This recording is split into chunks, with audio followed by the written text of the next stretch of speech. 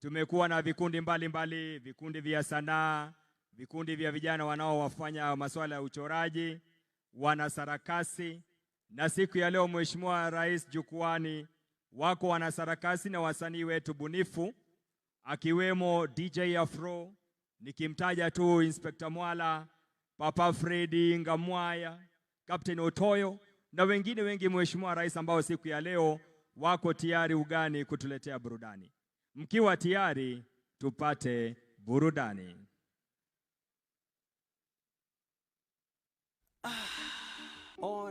Alright.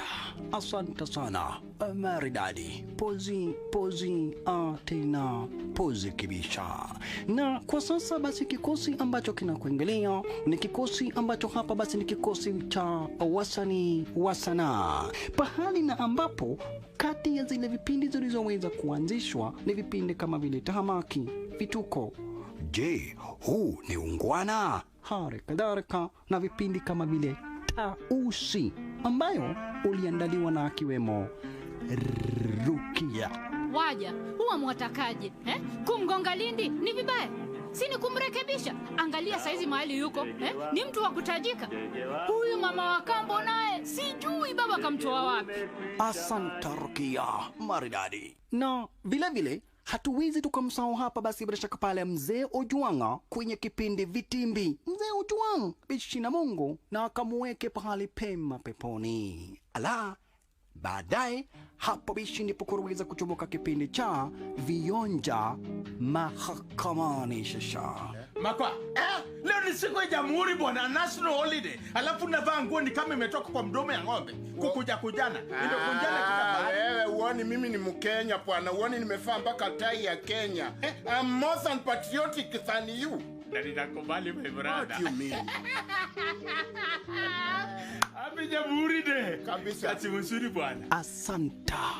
Makoha. Na umetukumbusha marehemu Papa Chirandra. Manzi, Papa Chirandra, Mungu bishi na akamuweke pahali pema peponi. Ingawaja alituachia mjane wake Will Berada. Mtukufu Rais, kama vile umesikia, mimi ni mjane, niko single, niko vacant, yani sina mutu. Mtukufu Rais, uko na marafiki zako ambao wako single kama mimi, hata kwa cabinet uko nao. Mtukufu Rais, unikumbuke Baba, unapowazuru wengine naomba unikumbuke. Barabara. Na hapo hatimaye bishi ndipo kuweza kukuingilia kipindi ambacho kinajulikana kama vile Mother in Law. Na kwa hichi kipindi tunakuja kupata madam fulani ambaye anakuaga mkali zaidi, ikafanya hadi watu wakamuita dictator. No. I am not dictatorial. I am a disciplinarian. And by the way, I am a born again Christian. Asanta. Huu wote bishi ni usanii, na usije ukasahau usanii ni njia moja ya vijana kujitengenezea kazi wao wenyewe na harakadhara bishi kuweza kujenga taifa. Hapo basi napo ndipo baadaye akachomoka jamaa aliye mrefu zaidi. Mtukufu Live, nikiwa mbele yako, mimi ni Inspector Mwala, nimehudumu kikosi kwa miaka mingi, nina uzoefu wa kutosha. Ninachokuomba kwa sasa ni kuwa uniteue kama mkuu wa kitengo chako cha presidential escort. Asante sana. Asanta Inspector mrefu zaidi. Wewe najua ni unasimamishaga ndege, unaangalia kama ziko na insurance. Asanta. Lakini all the same hapa basi akakuingilia kipindi kinachojulikana kama vile Churchill Show. Kipindi na ambacho kiliweza hapa basi kuwasaidia vijana wengi zaidi kupata riziki na kazi, ikiwemo Captain Otoyo, mtumishi na mchungaji. I have just landed. Your Excellency the President, this is your captain speaking. My name is Captain Otoyo. Kenya is flying at 60. We are 60 years old today. What? Si tumeseeka. Tumeseeka mpaka inchi zingine sinakuja hapa kuona vile inchi mzee inakaa. But old is gold. Asante Yesu. Asante mwami. Mutumishi. Muchungaji. Papa unichase roho niweze kumushinda shetani. Papa unichase roho niweze kumushinda shetani. Timu ya mpira ikiitwa Liverpool, nikani itaitwa matumbo pulu. Mwenyezi Mungu bariki rais. Barabara, asanta. Hatimaye basi sasa usanii ukaweza kuingia kwenye disaini za kisasa, ama ukipenda usanii wa kidijitali, yani social media. Yes, mimi ndio temu wa Facebook. Mimi ndio mtu wa kwanza kuingia kwa Facebook huko kwetu Shamahoho. Na kama uamini, ulizi yako Sabu Chief ni follow.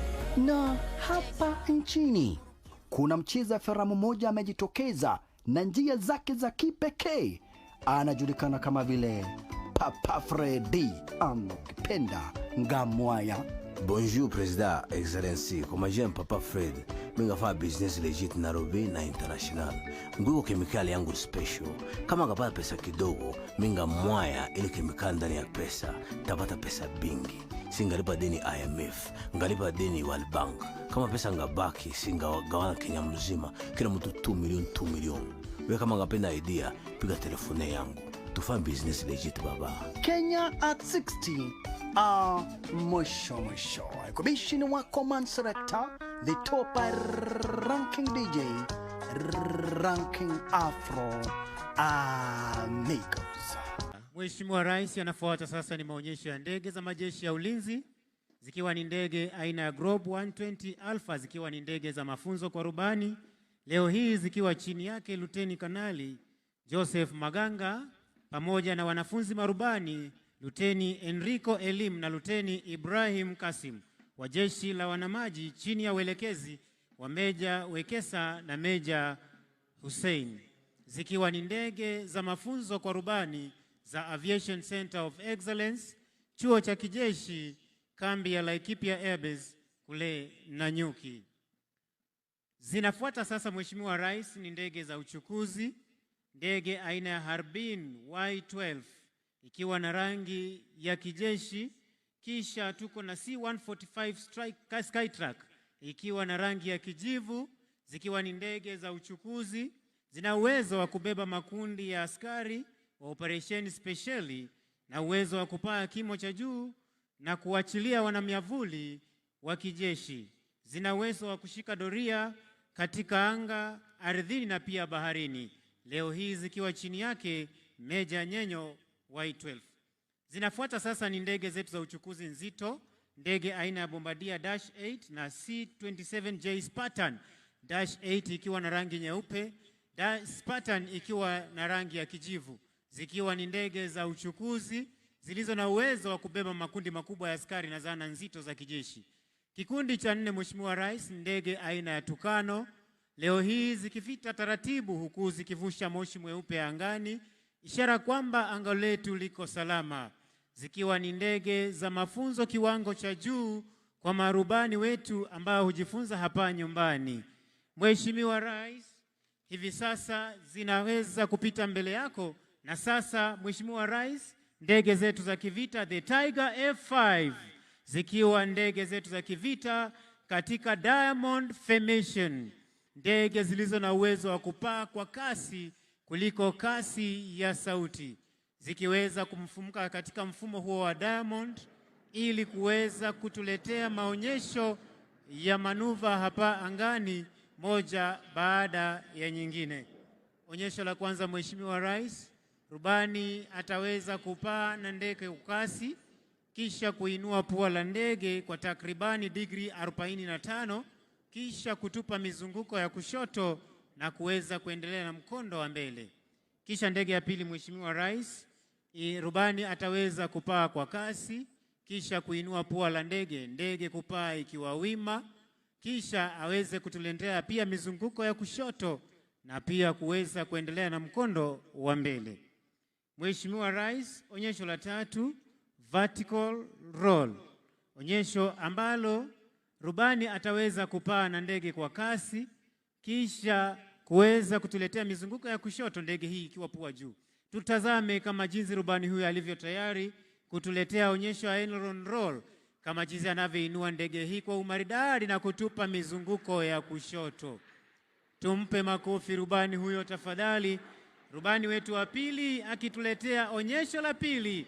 Rubani kuweza kuinua ndege kupaa juu ikiwa wima, kisha kulala chali na kurudi mahali ambapo imetoka. Tumpe makofi rubani huyo tafadhali. Rubani wetu wa tatu naye akisha kuwa tayari kuinua pua la ndege kupaa juu kabisa na kutupa mizunguko ya kushoto kama vile tunavyoshuhudia hivi sasa. Naye rubani wetu wa nne akija akiwa amejiweka tayari kabisa kuweza kuinua pua la ndege juu kabisa, kupaa ndege ikiwa wima, kuweza kufika katika upeo wa kupaa, kulala chali na kurudi mahali ambapo imetoka. Ndege yetu ya tano, Mheshimiwa Rais akiwa anatuletea onyesho aileron roll, jinsi anavyotupa mizunguko ya kushoto. Tuwape marubani wa ndege zetu za kivita makofi tafadhali kwa ujuzi mkubwa ambao wanatuonyesha siku ya leo tunaposherehekea Jamhuri at 60. Mheshimiwa Rais, ndege aina ya Tukano zinarudi kwa mara ya pili kutuletea onyesho bombast show, onyesho ambalo kila ndege itachukua mkondo wake kisha ile ya kati kupaa juu kabisa ikiwa wima, kulala chali na kurudi mahali ambapo imetoka kama vile tunavyoshuhudia. Tuwape makofi marubani wetu tafadhali kwa ujuzi mkubwa walio nao, ujuzi ambao wameweza kuupata hapa nchini baada ya kupitia mafunzo ya kijeshi. Inafuata sasa ni ndege aina ya Westland 139 Augusta, ikiwa ni ndege aina ya helikopta iliyo na uwezo wa kuelea angani kwa muda mrefu ili kuweza kuwapa nafasi majeshi wetu kuweza kufanya operesheni mbalimbali. Leo hii ikiwa inabeba bango linalosema Jamhuri at 60. Tumpe makofi tafadhali rubani wetu wa ndege aina ya 139 Augusta ya ndege ya jeshi letu la wanahewa. Inafuata sasa ni helikopta aina ya Puma ikiwa na uwezo wa kutua mahali popote wakati wowote, ndege ambayo hutumika katika operesheni mbalimbali ikiwemo kuweza kufanya CASAFAC ama medical evacuation. Ndege hii leo hii ikiwa inabeba bango linalosema God bless Kenya. Tumpe rubani huyo makofi tafadhali. Kwa jumla niweze kushukuru rubani ambaye ameweza kuongoza maonyesho haya, Luteni Kanali Joseph Mwamburi wa jeshi letu la wanaanga. Asante, nimpishe mwenzangu Misango Mbae naye akaweze kututamatishia vipindi vya kijeshi kwa jumla. Karibu mwenzangu. Asante sana mwenzangu kwa kuweza kutuletea tamasha za ndege, Mheshimiwa Rais, na huo ndio utakuwa mwisho wa tamasha zetu za kijeshi kwa pamoja. Ningependa kuwashukuru wakurugenzi wetu wa sherehe za kijeshi wakiongozwa naye Brigedia Elijah Ndegwa Gatere, Brigedia Samuel Kimani, Major Charles Obwong, Major Matthew Lorot Ingolan, na niweze kushukuru wakurugenzi wa gwaride wakiongozwa naye Defense Forces Sergeant Major Warrant Officer 1 Elijah Nick Aspro Koranga. Niweze kushukuru Kenya Army Sergeant Major Warrant Officer 1 Joel Mrage, Kenya Air Force Sergeant Major Warrant Officer 1 Dennis Namunyu Oletalengo, na bila kumsahau Naval Sergeant Major Warrant Officer 1 Bwana Haji Omar, wote wakiwa ni OGW. Ni washukuru wenzangu Sergeant George Kisuya, Sergeant Zondri Kabunje, Flagstaff wetu Major Peter Msumba Etiang, Major Kibia Njuguna, na niweze kushukuru mwenzangu Senior Private Kiti Jefwa. Jina langu ni Sergeant Misango Mbae. Niweze kuwarejesha moja kwa moja hadi kwake Bwana Mike Gitonga.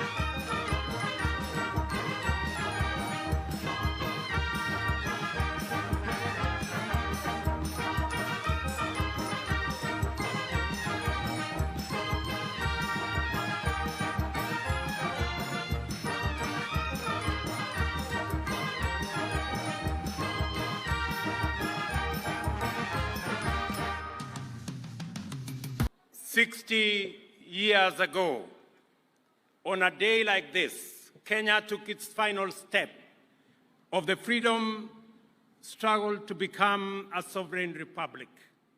I am delighted to have the privilege of leading our nation in celebrating this milestone in our journey to national independence. According to the vision of our forefathers who fought for this country's freedom, independence was intended to bestow on us the gift of political as well as economic self-determination. This anniversary gives us the opportunity to gather as a family and reflect together on how we have fared over the course of 6 decades. It is clear that we have made undeniable progress on many fronts, and as a result, our nation has come a long way in the right direction. Before that first JAMHURI Day, Kenya's sovereignty was exercised by an unelected foreign and colonial power for the benefit of an occupying minority. We have since matured from a single-party state to a competitive, multi-party democracy and a devolved system of governance with robust checks and balances under the Constitution that was ratified by the people of Kenya in the year 2010. Along with the maturity of our democracy, Kenya's institutions of governance have evolved significantly. Parliament, for example, is now, more than ever, an independent, assertive organ of government with its own calendar and its own budget. As a result of this autonomy, party positions on important national issues are much more clearly defined, and whenever circumstances and the national interest demand, bipartisan engagement across the political divide is pursued in a structured manner. Proposals currently before Parliament on the enhancement of the autonomy of our county assemblies prove that our assemblies at the county level are also making encouraging progress in their maturation into independent watchdogs, policymakers, and representatives of people at our counties. Devolution is growing its roots deeper to connect with the soul and spirit of our nation. We have consistently allocated more resources and made them available on time, and supported measures to further empower county assemblies to become good stewards. Our political culture has also evolved considerably. We are now committed to making sure that at every election, our democratic competition is less about personalities and tribes and more about issues and the national interest. As a result, the last general election, which serves as a very solid beacon of this new direction, reflects the true will and confidence of the people of Kenya in democracy. Without the rule of law, ladies and gentlemen, our democracy falls short of serving us as a people. The judiciary, which is our nation's foremost anchor of the rule of law, continues to grow in its capacity to authoritatively discharge its constitutional mandate and make justice a right of every Kenyan. To provide effective and efficient services to the people, we have enhanced resources available to the judiciary, promoted respect for its independence, and submitted to its authority in order to deepen our credentials as a nation guided by the rule of law.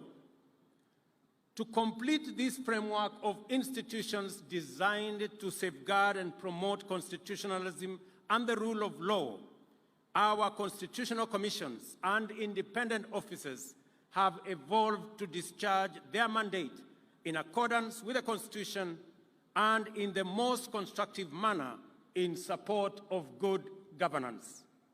The IEBC, Commission for Revenue Allocation, the Salaries Remuneration Commission, among many, have lived up to their constitutional expectations and Kenyans' aspirations. Today, there is much to celebrate about the strides we have made for the last 6 decades. The democratic credentials of our political culture are solid and our institutional maturity beyond any doubt. Fellow countrymen and women, 60 years ago, we certainly were far from where we are today. The progress we have made is undeniable. Our peers at that time, nations like South Korea, Singapore, and Malaysia, have similarly made immense progress in democratic and institutional maturity.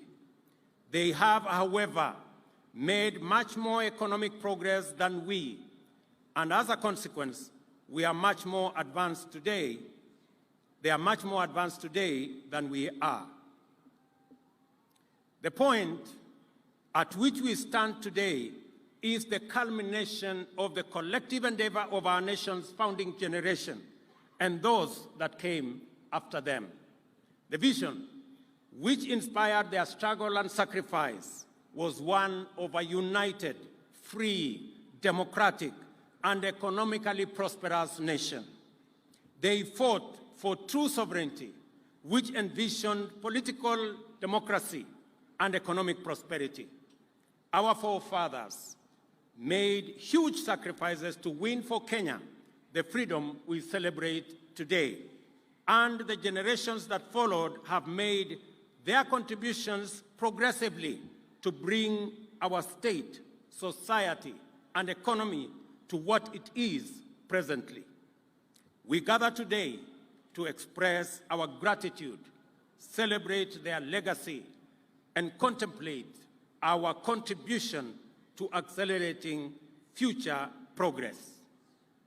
In our democratic and political journey, we have made tremendous sacrifices and progress, from a single party to multi-party, personality and ethnic parochialism to issue-based and national politics, from violence and intolerance discourse to orderly and peaceful elections.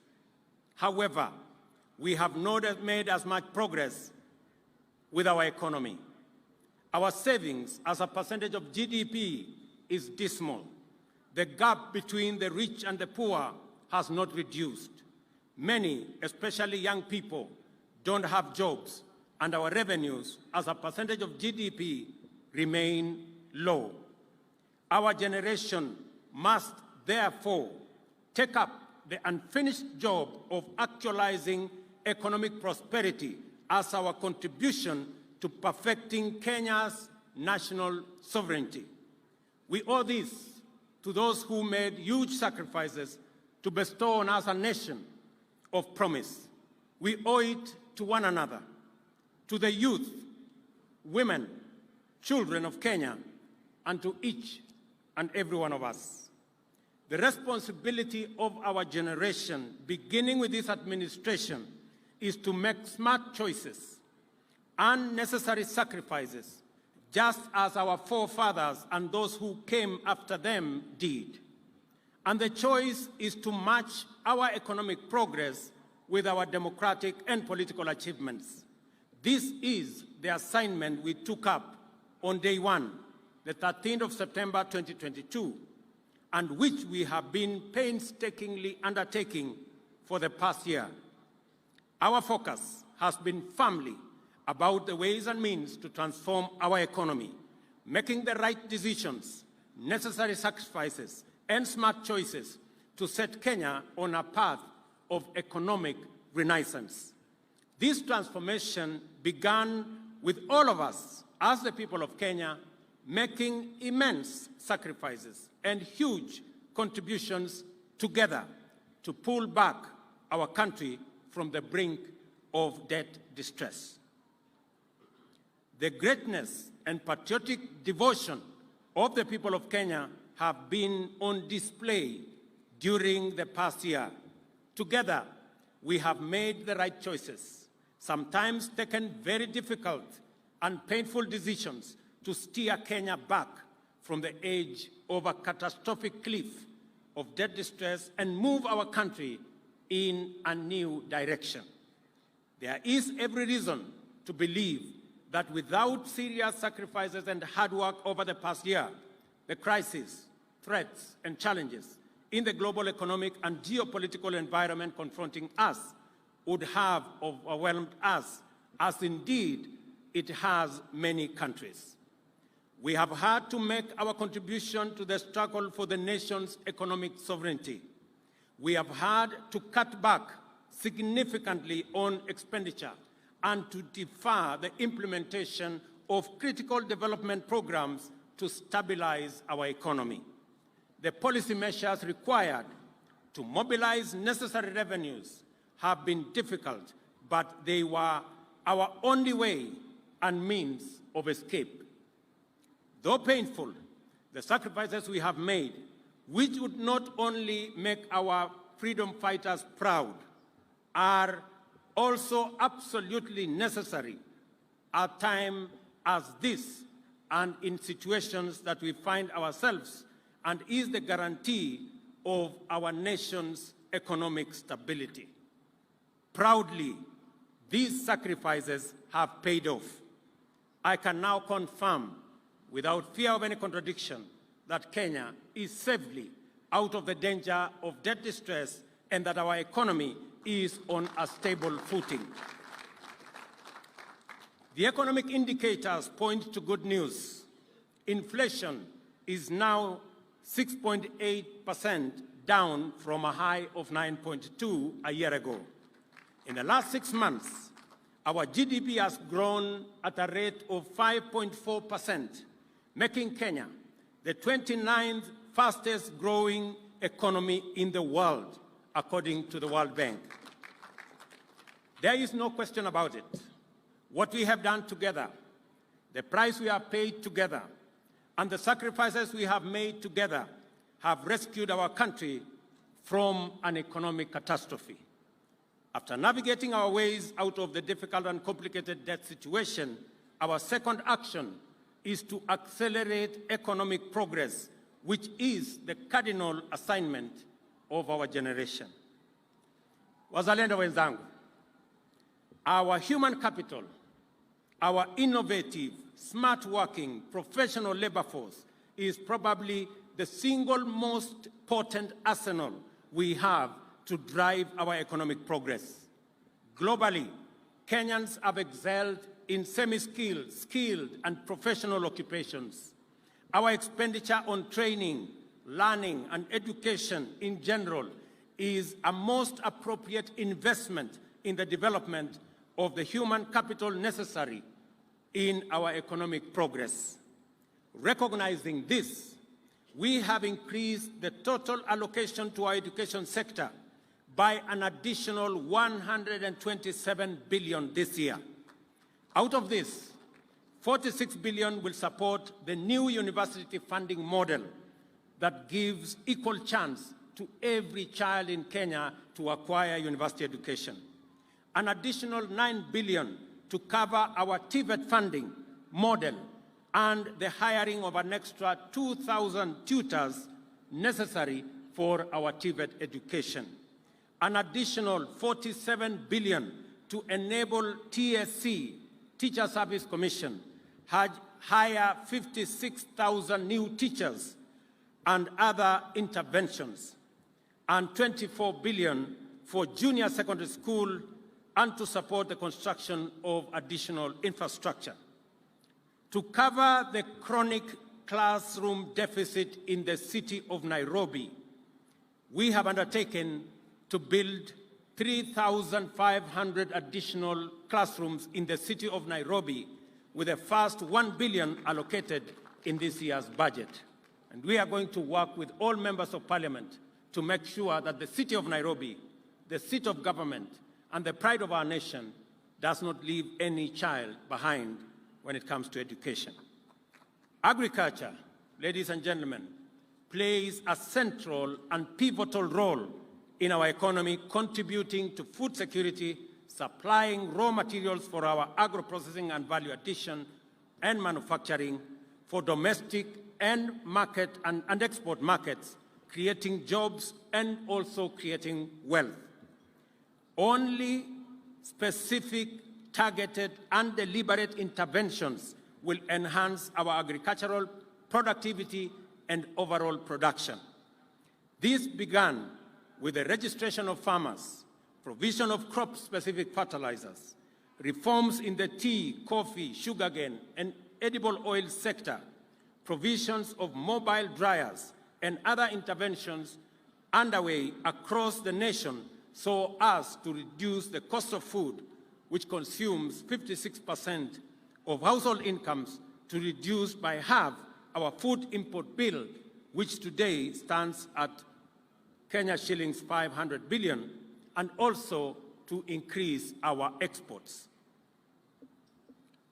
Further, 400 fresh produce markets, including 20 in the city of Nairobi, 47 county aggregation industrial parks, as well as 6 special economic zones, are under various stages of implementation to enhance value addition, agro-processing, and manufacturing, and also to stimulate economic growth in every part of Kenya. Economic productivity and general well-being are significantly hampered by a population that is prone to ill health. Individual and family medical expenditure drain household incomes and erode family savings, in many cases leading to financial ruin and destitution. Fellow countrymen, our universal health coverage plan seeks a paradigm shift in the provision of healthcare from curative to a largely preventive and promotive approach. Our radical transformative plan has seen the enactment of 4 acts of parliament, which I thank our legislature, as well as the rollout of 100,000 community health promoters, for which I thank all county government for participating. I commend counties who have already paid community health promoters their stipends and commit that the national government will pay our portion beginning the end of this month. The laws we have enacted now provide a framework in the Emergency, Chronic, and Critical Illness Fund that will liberate the people of Kenya from the burden of catastrophic hospital bills in the treatment of conditions like cancer, diabetes, hypertension, and other critical and chronic conditions. Additionally, the new funding model that is fair, equitable, and progressive will see the government of Kenya, for the first time, pay the cost of health insurance for all vulnerable Kenyans who have no ability to pay. Those currently paying 500 will have their contributions reduced, with the least paying Kenya shillings 300.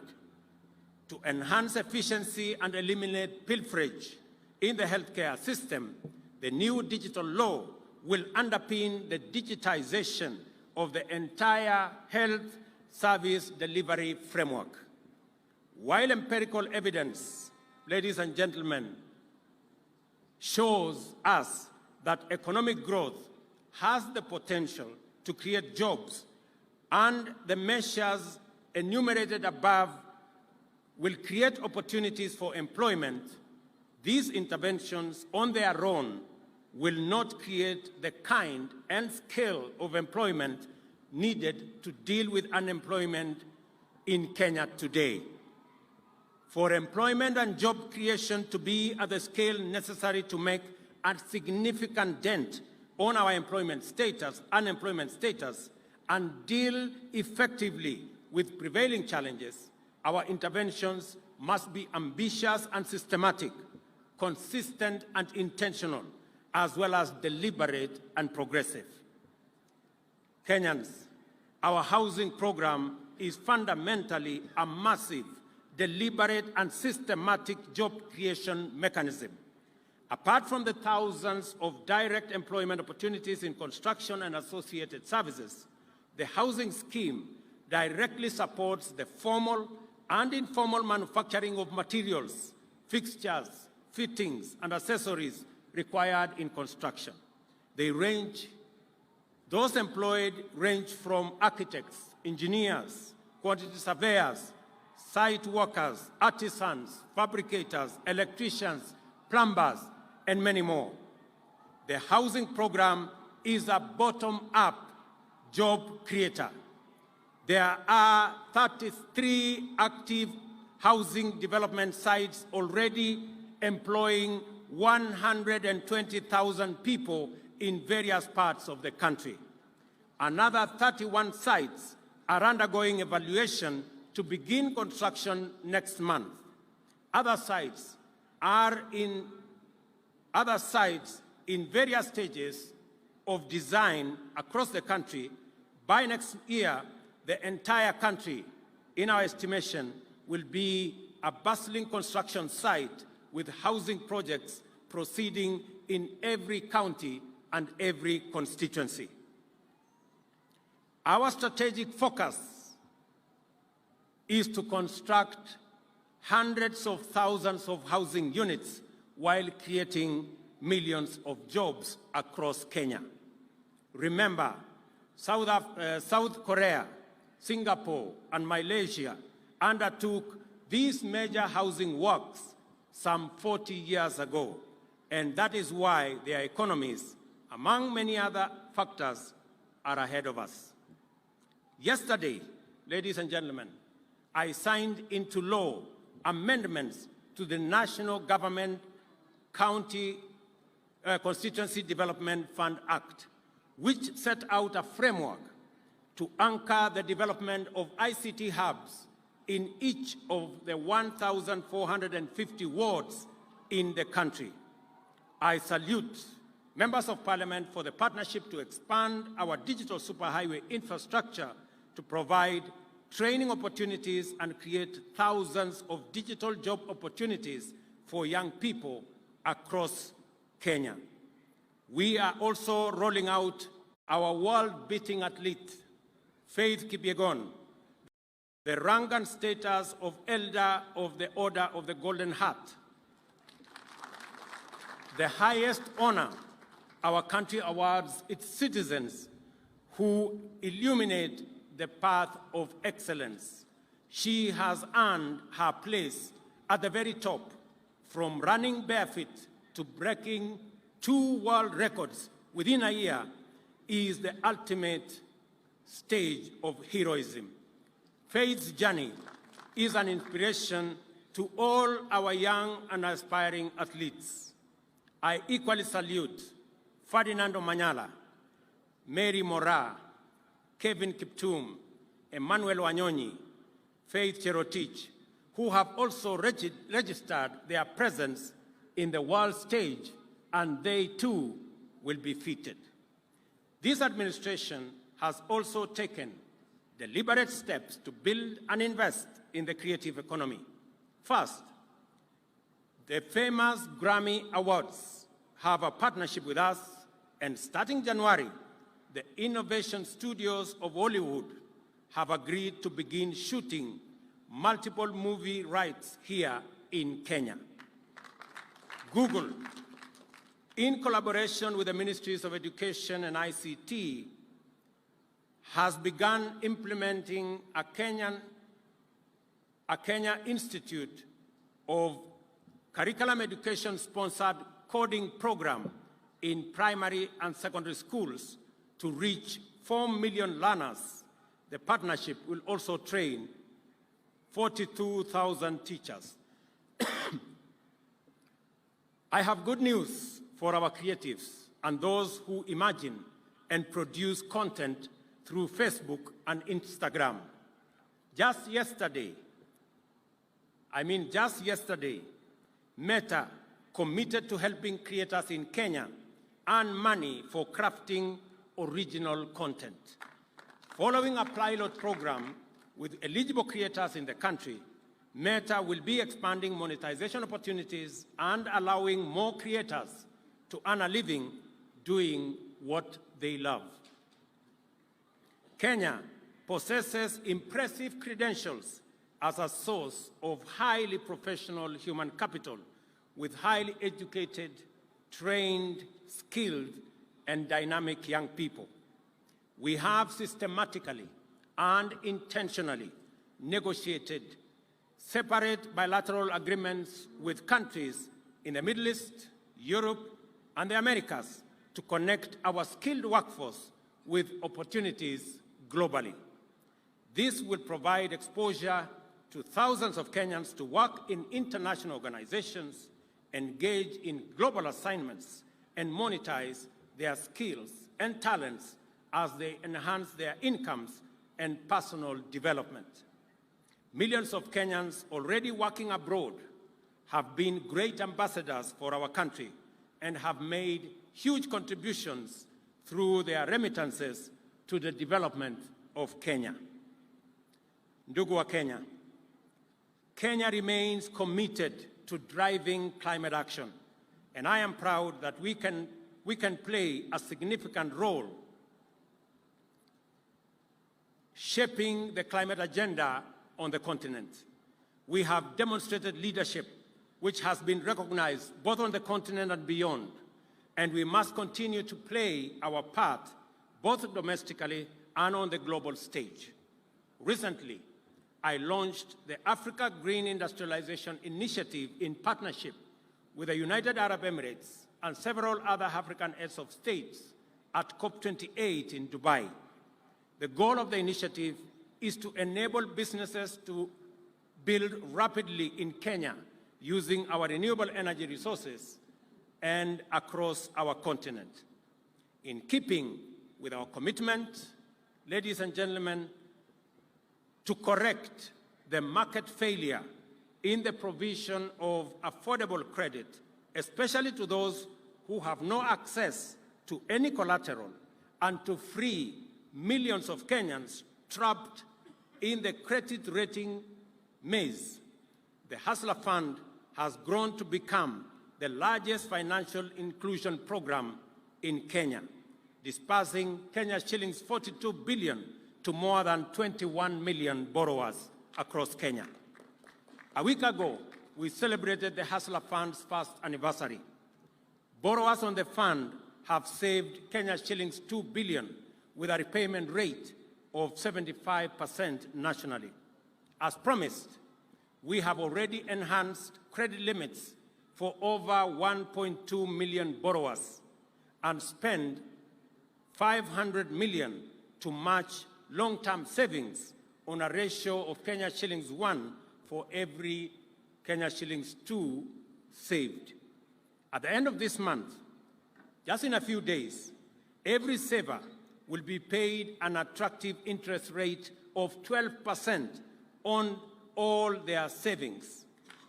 Over 7.7 million people are regular borrowers on the Hustler Fund platform. The fund will be enhanced from next month with specific financial products to provide additional enterprise and business facilities for existing Mama Mboga and Boda Boda SACCOs across Kenya. We undertook to build a culture of savings in Kenya as an effort to create long-term investment resources to fund our growth and development and provide better retirement for working Kenyans. The new NSSF contribution model has enhanced monthly contributions by 4.5 times. Consequently, the fund will raise an additional 400 billion in the next 5 years, tripling the value of the fund from 300 billion to over 1 trillion by 2027. Furthermore, our countrymen and women no longer have to wait for over 3 months to receive their retirement benefits. Owing to the digitization and automation, NSSF benefit processing turnaround time has improved significantly from an average of 82 days to 10 days, and with a further reduction envisaged in processing period to come down to 1 day by next year. We are also undertaking the expansion of retirement benefits coverage to 15 million Kenyans currently active in the informal sector through product innovation and bottom-up enrollment strategies at the grassroots level. Ladies and gentlemen, we made a commitment to our dear citizens who are elderly, orphaned, and those who live with severe disability that they shall receive their social protection stipends before public servants, including the president, receive their salaries. We have kept our word and delivered on this commitment. Consequently, all the 1,200,000 eligible beneficiaries now receive their stipends on time before we are all paid as public servants. We have, however, allocated an additional 2 billion shillings for newly enrolled beneficiaries who are undergoing verification at the moment, and we will begin to disburse their stipends by 1st March next year. This program has had challenges with the beneficiaries traveling long distances and spending considerable portions of their stipend on logistics. Working with Safaricom, we have structured a new delivery mechanism for all our stipend-earning beneficiaries to receive their stipends from M-Pesa agents in their localities. Orphans and persons living with severe disability will begin using this new mechanism this month in a few days. The elderly will, however, start in January because the process is being finalized. I commend Safaricom for demonstrating corporate patriotism and providing this service free of charge. Ndugu wa Kenya, Kenyans are doing their part to support the effort to stabilize and grow our economy. Their sacrifices and contributions are essential and must be honored. We are therefore taking strong measures to ensure that all public resources are administered transparently, efficiently, and in a secure manner. One of our best interventions is the use of digital technology and the migration of all government services and revenue collection to a single pay bill. Since this measure was implemented, we have witnessed a significant rise in total revenues collected. Besides enhancing revenue collection, digitization has eliminated revenue leakage through corruption and theft. It is most important that we sustain this progress in promoting integrity, transparency, and efficiency in resource management. And for this reason, I direct that all agencies observe the December 31st deadline to finalize the migration to e-citizen platform. It is only right that I match this admirable commitment by the people of Kenya to do their part in getting the economy going and give an assurance that all taxes collected by government shall be put to their intended use and that no single shilling, no Kenyan shilling, shall be lost through embezzlement, theft, or corruption. I urge our justice, law, and order institutions led by the judiciary and the anti-corruption agencies to discharge their mandate without fear, favor, ill will, or prejudice. I also give my personal undertaking to support the timely prosecution of all those involved in corruption without regard to their social, economic, ethnic, political status or connection or any other consideration whatsoever. This is the minimum that is expected of us in fulfillment of our constitutional mandate, and Kenyans deserve no less. The story of our nation's sovereignty cannot be fully told without mentioning the fundamental character of our territorial integrity, economic prosperity, political democracy, the rule of law, and the integrity of our social fabric. Our national security apparatus have remained a strong shield against terrorism, crime, and insecurity. As we continue to invest resources into the security sector, we continue to expect continuous improvement in its overall capacity to keep our nation's boundaries inviolable, our people's lives and property safe and secure. I cannot forget the public service. Every member of our civil service has been entrusted with a rare opportunity to make their unique contribution to national transformation. As such, they are at a most advantageous position to demonstrate our national values and principles of governance for the benefit of all Kenyans. Today, I appreciate you for being loyal servants, dependable professionals, and true patriots, and urge you to do more as our people's partners in the transformation of Kenya. Much has been given to you by the people of Kenya, and therefore, much more is expected of you. On behalf of the people, I shall hold you to the highest standards of efficiency, effectiveness, transparency, and accountability in serving our nation. Ladies and gentlemen, infrastructure development is a critical enabler for transformation of agriculture, delivery of health, job creation, and overall economic growth.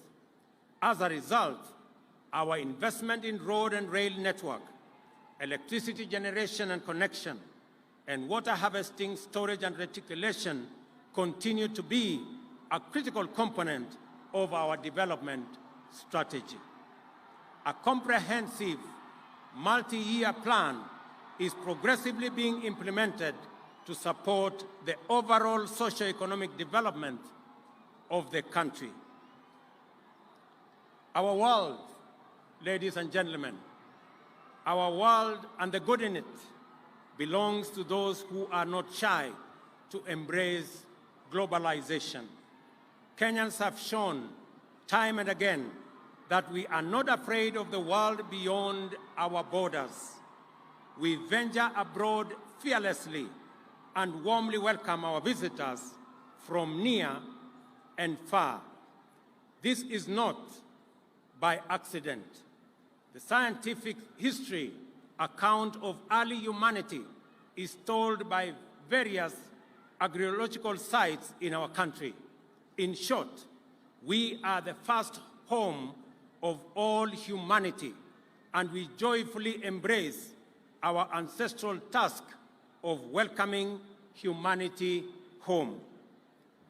That Kenya is the home of humanity is a scientific fact that fills us with pride and underscores our rich heritage.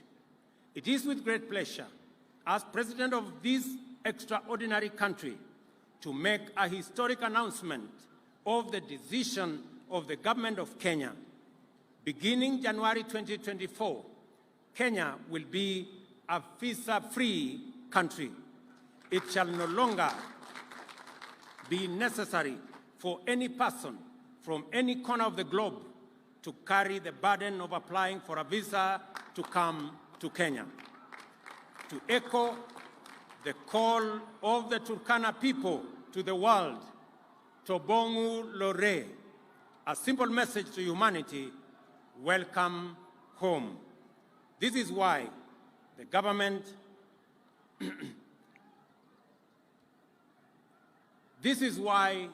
of Kenya has abolished the requirement of visas for all visitors. To implement this new policy, we have developed a digital platform to ensure that all travelers to Kenya are identified in advance on an electronic platform. Consequently, all travelers will obtain electronic travel authorization as they come to Kenya. Ladies and gentlemen, I have set out an account clearly showing that although much remains to be done to bring economic progress up to the level of our political maturity and to transform our economy to the ranks of our historical peers globally, we nevertheless have real cause to celebrate the contributions made by each one of us to the collective national endeavor in keeping with the aspirations of the brave and indomitable patriots who set us on this path to national glory. We must now go forth with greater resolve, inspired by the heroic achievements of those who came before us, affirmed by the confidence that our work matters for increasing our heritage and glory, encouraged by the progress we are making, and determined to accomplish our generation's solemn obligation to make this nation a true JAMHURI of people, free, prosperous, secure, and democratic. Ladies and gentlemen, I conclude by thanking all Kenyans, Wakenya wote walioshiriki pamoja na sisi kuhakikisha ya kwamba muda mgumu ambao tumekuwa nayo, sote tumeungana, tumeshirikiana na kila mtu amefanya sehemu yake kuhakikisha kwamba Kenya inasonga mbele. Pia vile nimetangaza hapa, wale wazee, watu wanaoishi na ulemavu, na pia wale watoto wetu ambao ni orphans, tumesema ya kwamba wamekuwa wakihangaika siku nyingi kwenda kutafuta pesa ya cash transfer. Sasa tumebadilisha sera na pesa zao za cash transfer itapatikana katika kijiji yao. Hawatasafiri tena ama kuhangaika kusafiri safari mrefu kutafuta stipends zao. Vile vile tumekubaliana ya kwamba kwa mara ya kwanza serikali ya Kenya italipia wale hawana uwezo ili wawe na bima ya afya ya NHIF, so that kila Mkenya awe na bima ya afya. Na tumekubaliana vile vile ya kwamba funding model mpya ama mpango wetu mpya wa kulipa pesa ya bima ya afya sasa itawawezesha wale wamekuwa wakilipa shilingi 500, pia tutawapunguzia ije shilingi 300, ndio tuhakikishe ya kwamba kila Mkenya ako na bima ya afya. Na hakuna Mkenya tena, vile nimesema hapa, hakuna Mkenya tena akiwa na ugonjwa wa saratani ama kansa ama diabetes ambaye atauza mali yake ili aweze kulipia gharama ya hospitali, kwa sababu sasa tuko na hazina maalum ambayo itashughulikia Wakenya wote ambao wako na magonjwa ambayo ni chronic kama vile kansa ama saratani. Kwa hivyo mimi nawatakia heri. I take this very early opportunity to wish every Kenyan and all our friends near and far a Merry Christmas and a prosperous 2024. Asanteni sana. Thank you very much. God bless you. Mungu wabariki sana. Thank you. Kwa heshima naomba sote tusimame kwa wimbo wa taifa na wimbo wa Jumuiya ya Afrika Mashariki.